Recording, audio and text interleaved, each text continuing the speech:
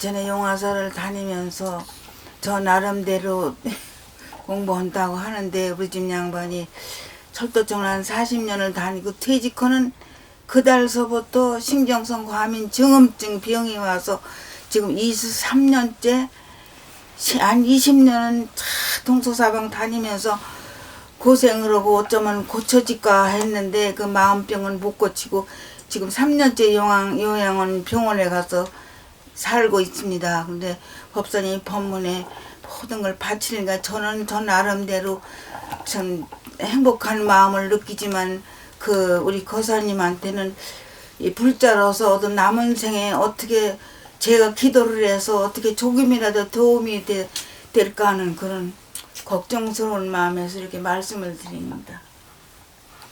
여기는 언제부터 나오셨습니까? 이 두 번째 왔어요, 이 주말. 지금 날씨 좀 서시는데요. 네, 네. 근데 이 공부 어떻게 마음에 드세요? 너무 저도요. 네.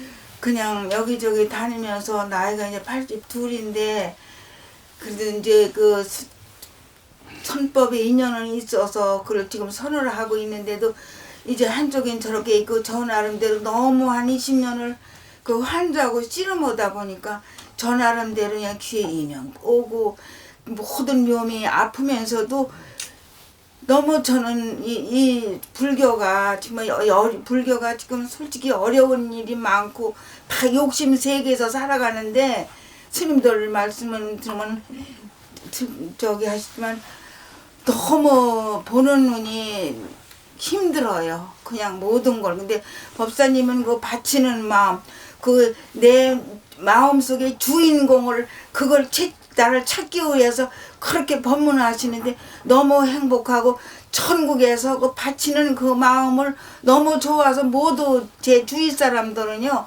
그 이제 방편으로 뭐 기도하는 사람은 못 받아들일지 모르지만 그래도 저 나름대로 살아온 사람들은 선생님 법문이 너무너무 좋아가지고 아주 행복해해서 저는 그냥 그만해도 나 나름대로 행복한 마음으로 보살님은 존경합니다. 행복해지셨는데 문제는 바깥으로는 네. 근데 그렇게 어려운 경우에 용화선언에 얼마나 오래 다니셨습니까? 다닌 지는 직장을 한 30년 됐어요. 그럼 용화선은 스님한테 가서 그러시죠. 이렇게 어려울 때 어떻게 해야 되나 여쭤보신 적 있으세요? 한 번 용화사가 아니라 한 번 큰 스님한테 제가 그냥 너무너무 힘들어서 지금 요양원에 가 있으니까 그렇지만 제가 아주 우울증이 와가지고 그 하소연을 다 했더니 다 들어보시곤 보살이 제도하라고 그러시더라고요. 그러니까 나는 모르겠다. 내 책임이 있어서 이제 만약에 돌아가면 내가 49제도 안 하고 그냥 집에서가 149제 내가 그냥 하겠다 이런 마음이 막 솟구쳐서 다 매몰을 해놨어요. 그러니까 너무너무 힘들었어요. 그러면 선사님이 새로운 물건은 모두 하나를 뭉쳐서 새로운 물건가 탄생했으면 그냥 혼자 그런 발언을 많이 하고 있습니다. 너무 감사합니다. 네. 그러니까 철도청의 정년퇴임 하셨죠, 네, 바꿔들으니. 그 벌써 20년 됐습니다. 23년째. 근데 철도청 관두시자마자 바로 또 병 그날부터 드셨죠. 온 거예요. 그날부터. 20년 동안. 23년째예요. 그러니까 뭐 지금 보니까 자손들도 다 출가시키고 자손에 대한 문제는 아무것도 없는데 문제는 그 딱 한 사람, 그 사람이 속 썩이고 있는 게 그게 문제네요. 전생에 무슨 업을 제가 어떻게 기도를 해요. 어떻게 해야만 남은 생을 잘 해볼까 하고 혼자서 불자들한테도 부끄러운 마음이고 제 자신도 부끄럽고 그렇습니다. 네, 저는 뭐 이럴 때 바쳐라라는 말씀을 드리기 전에 이런 말씀을 먼저 드리고 싶습니다. 이제 지금 생각하기에는 그분은 내 남편이고 일생을 같이 반려자고 또 그분의 병에 대한 책임도 내 책임이다. 뭐 이렇게 생각하시는 것 같아요. 그러시죠? 네. 뭐 자식들도 뭐 다 외면하죠. 보살님 밖에는 남편 걱정하는 분 하나도 없죠. 너 자식들도 좀 하긴 하지만 다 뭐 체면치레일 뿐이지 실제로 속 썩는 분은 한 분밖에 없죠. 근데요, 제가 너무 무자비하고 그 잔인한 말씀을 드리는 것인지 몰라도요. 그리고 남편이 얄밉기도 하지만 불쌍한 것도 되게 많습니까? 안 많습니까? 많죠. 불쌍한 것도 많죠. 많죠. 네네. 근데 이것도 또 제 얘기를 드려야 되겠습니다. 불쌍한 거 바치라고 그러면 안타까운 거 바치라고 그러면 잘 실감을 안 날 거예요. 저는 보살님하고는 케이스가 틀립니다만은, 제가 제 어머니를 어떻게 보면 생활력도 약한 어머니를 돌봐야 될 내가 돌보지도 않고 출가해서 몇 년 수도했다라는 말씀을 드린 적이 있었습니다. 그때 가슴이 참 무너지는 것 같았습니다. 내가 집에 돌봐야 되는데 우리 선생님 가르침에 의하면은 그렇게 하지 말고 수도가 더 급하다는 거예요. 그리고 이제 무슨 얘기를 하냐면 너 집에 간다고 너희 어머니 진짜로 도와줄 것 같으냐? 도와줄 수도 없다. 이런 얘기를 하세요. 이제 그거도 잘 안 믿어져요. 근데 이제 요게 제가 돌았습니다. 그분이 정말 불쌍한 것이 정말 사실이냐? 또 그분이 정말 괴로운 것이 사실이냐? 요것을 한번 자문자답해 보는 게 꼭 좋습니다. 이제 제 경우를 말씀드리겠습니다. 너희 어머니가 정말 불쌍하냐? 저는 꼭 불쌍하다고 생각했어요. 근데 이제 금강경 가르침에 의하면요, 우리 어머니가 불쌍하다라는 것은 내 생각일 뿐이다라는 겁니다. 그리고 그 생각은 허망하다라는 겁니다. 금강경에 그렇게 써 있어요. 근데 그 말이 안 믿겨요. 왜 안 믿기는지 안 믿기고 어머니는 불쌍한 것 같았었어요. 그 팩트라고 생각을 했어요. 근데 팩트라고 느껴지는 것은 알고 봤더니 전생에 지중한 업보가 팩트라고 느끼게 만드는 겁니다. 그래서 바깥으로니 불쌍하고 힘들고 안타깝다라는 그 생각, 그것이 참이 아니다. 이렇게 한번 일단 마음을 먹어보시기 바랍니다. 부처님이 그러셨다. 그걸 써놓으셔도 돼요. 그 참이 아니다. 내 생각일 뿐이다. 일단 내 생각일 뿐이다라고만 느껴져도요, 상당히 그 괴로움에서 벗어나실 수 있습니다. 근데 어떻게 벗어나냐면 그 남편이 불쌍하고 안타깝다라는 생각 또는 그 생각을 관두고 남편이라는 거기다 대고 자꾸 일심으로 미륵전열애부를 해봐 주시기 바랍니다. 저도 저희 어머니 불쌍하고 안타깝고 이 생각에다 대고 미륵전열애부를 했더니 처음엔 눈물부터 나오더라고요. 저 눈물 많이 흘렸습니다. 우리 어머니가 나를 어떻게 키우셨는데, 외아들을 어떻게 끔찍히 사랑하셨는데 그게 왜 안 불쌍한가? 그리고 생활력도 없는데 이 생각하면은 아주 말할 수. 또 제가 좀 효자인 편이었거든요. 애정이 많았죠. 주희 어머니는 늘 딱하게. 근데 안타깝고 눈물이 나오는 순간이 많다가 노래도 그렇잖아요. 울다 지쳐서 그런 노래가 있듯이 울다가 지치다 보니까 불쌍한 생각이 엷어지더라고요. 엷어질 때까지 자꾸 한번 받쳐보세요. 이제 조금 지혜로운 사람은 이렇게 됩니다. 저건 남편 아니구만. 죄송합니다. 이 얘기 들으면 또 안 믿어.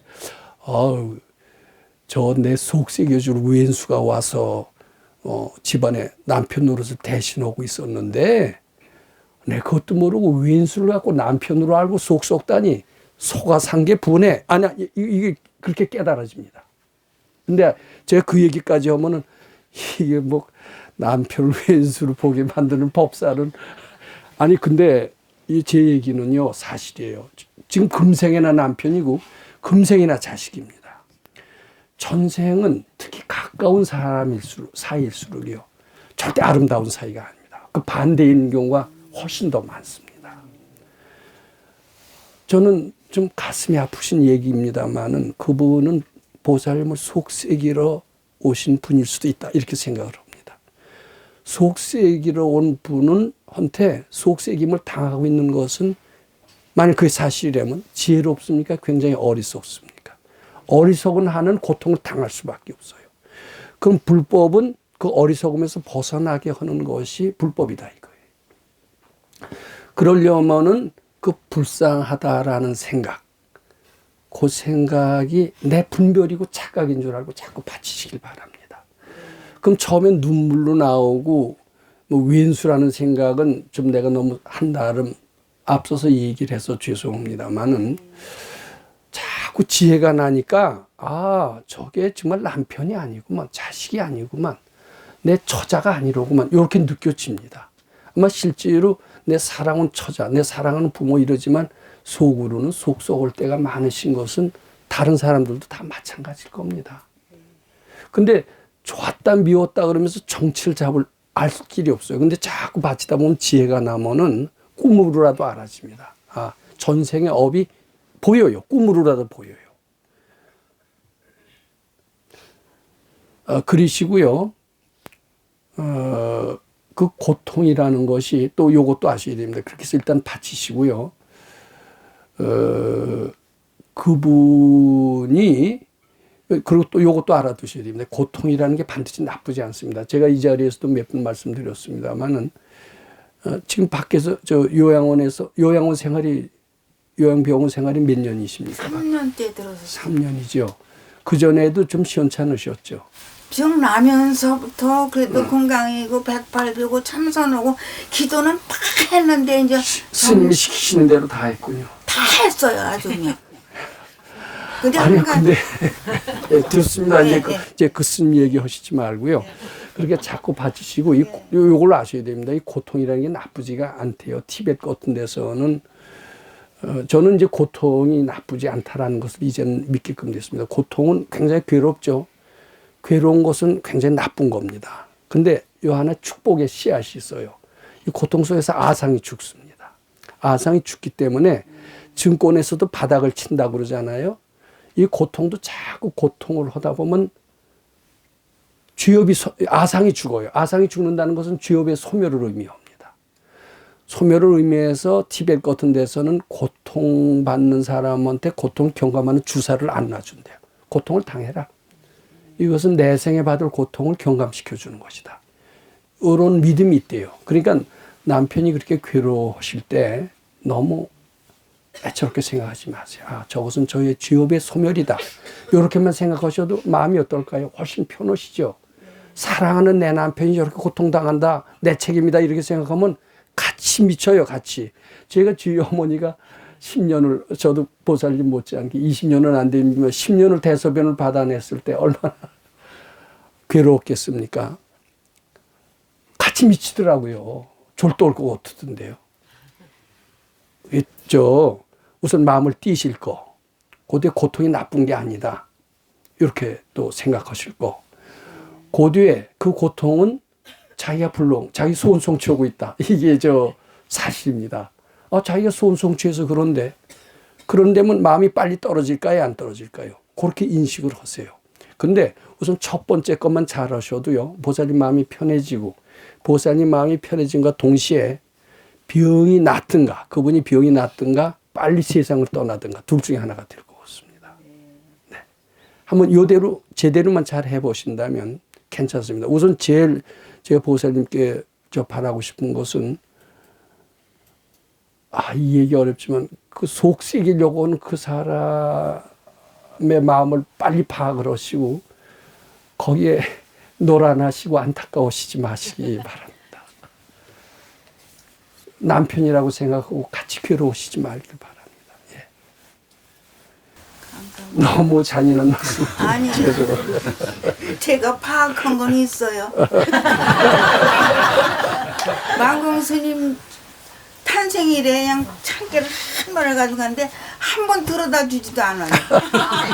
생각해보면 평소에 속삭인 게 한두 개가 아니죠. 아니 다 잘하는데 그거 망공 다 스님한테 잘해. 그때 한 번 그게 아니요. 늘 근데 아마 그렇게 지금도 속삭이듯이 보살님 모르게 평소에 전 속삭였을 거로 분명히 봅니다. 그걸 지금 뭐 밝히질 않아서 다 잊어버리고. 왜 잊어버리냐면 업보를 당해야 될 업보이기 때문에 잊어버립니다. 감사합니다.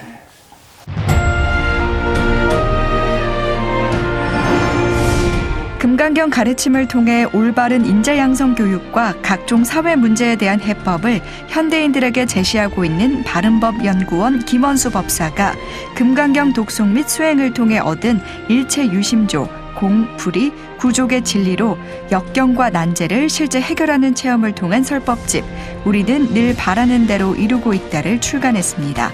구입은 전국 서점에서 가능하며 문의는 청우당 02-337-1636번입니다.